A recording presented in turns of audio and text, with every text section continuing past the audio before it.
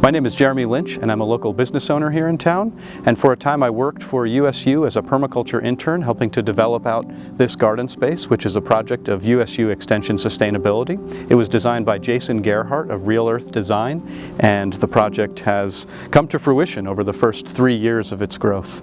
And so we're standing in the north garden right now, which is one of many different sections in the garden as a whole. Permaculture is a whole systems approach to design, taking ecological principles as the foundation for developing new spaces and managing resources. Whether that's plants in a garden or strategic planning for an organization, it's an approach to creating something new out of the resources that presently exist. One of the major features of this landscape is water harvesting, and we can do that in many different ways, one of which is passive. So when we have surfaces around a landscape that are impermeable and they cannot infiltrate water, like a road or a metal roof, that water collects and we can direct it into the garden to help grow plants and establish healthier soils. So what we have here is a downspout that feeds directly into the garden, into a swale, which is a depression in the landscape that collects and sinks water. One of the features of typical gardening is often monoculture planting. So we'll have one species throughout an entire garden or landscape, and that limits the diversity and the resilience of the system. The more diverse plantings we have, the more functions they have, and the more resilient they are against disease and traumatic events like erosive storms. And so what we have here is the original design for this landscape, which is a series of juniper shrubs, which provide basic benefits to the landscape, but not a diverse palette of landscapes. And as we can see, the water that could, in this case, be a resource is just flowing right on past the landscape and not infiltrating into the soil, not helping these plants grow. So we see a dissociation of the different resources in the landscape. So in addition to harvesting water off of impermeable surfaces like roofs, we can do it right off the ground, which in this case would be stormwater.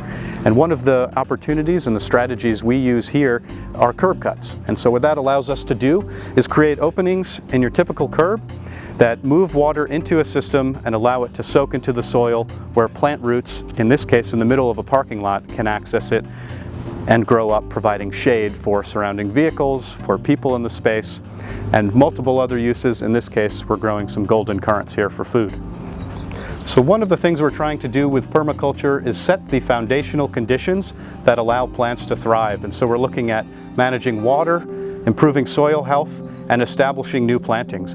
One of the things we did in this part of the garden is plant different species along the edge and allow them to walk into the garden, into the lower parts themselves. So over the course of 2 seasons, all of these gaillardia, these blanket flower, the bee balm, Russian sage, and numerous other plants have reseeded and established themselves within the conditions that they most thrive. So we use a number of strategies to improve soil health. One, of course, is bringing water into the system. The water is flowing from the rooftop of the building behind us, down out through this downspout, and into the garden where the swale is lined with rocks to prevent erosion, and where seeds were placed to allow plants to grow up and to move into.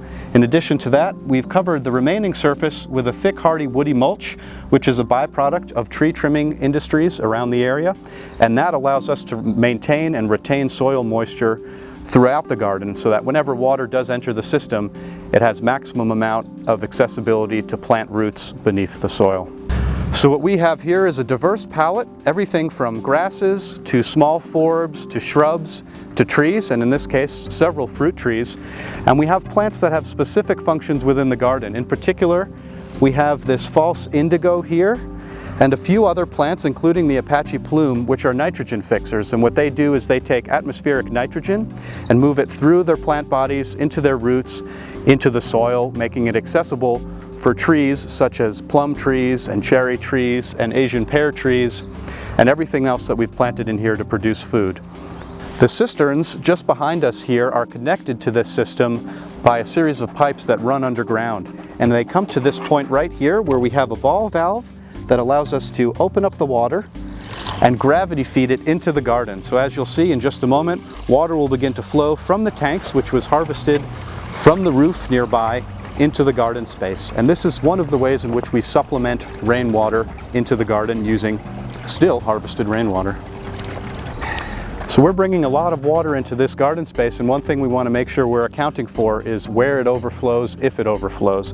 And so we have different strategies for that. In this case, we've used a grinder to lower this curb so that this is the lowest point. And when water fills up within the garden itself, it'll overflow right here and then connect with local stormwater infrastructure.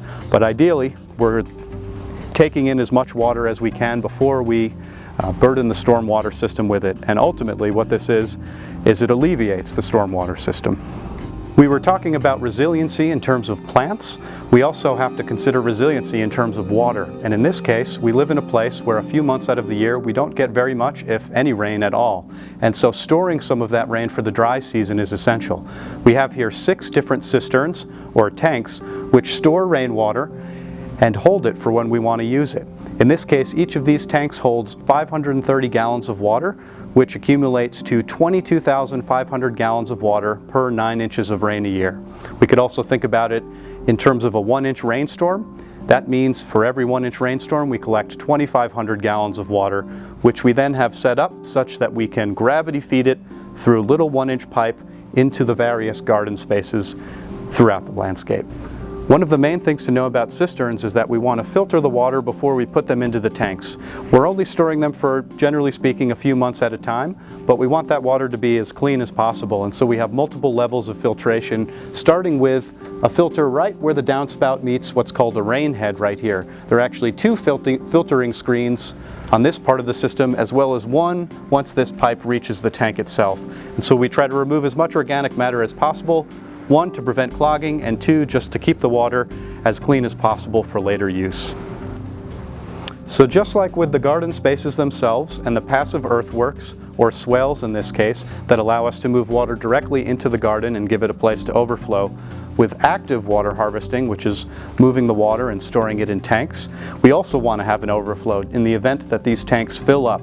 And so pipes coming out of the top of the tank allow water to overflow into these additional permeable garden spaces back here, which themselves are slowly growing to incorporate native plants into the mix. We've been talking a lot about resilience through the interaction of water, soil, and plants in the garden, and one key component of that is how we design through time. And part of that is knowing what we're going to harvest, what we're going to take, and what we're going to put into this garden in the long term.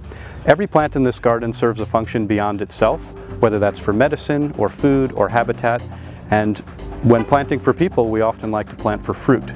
And so in this case, we're already, even early in the season, harvesting cherries. Permaculture is much more than gardens. It's the people behind the gardens as well. And this garden in particular, USU's permaculture gardens, are part of a larger network of community landscape spaces developed by the Bee Inspired Gardens Group, which is represented by the various blue signs you'll see around Moab and Castle Valley. And these are a series of gardens that attempt to integrate the use of water, food production, and pollinator habitat to solve a series of issues through integrated design.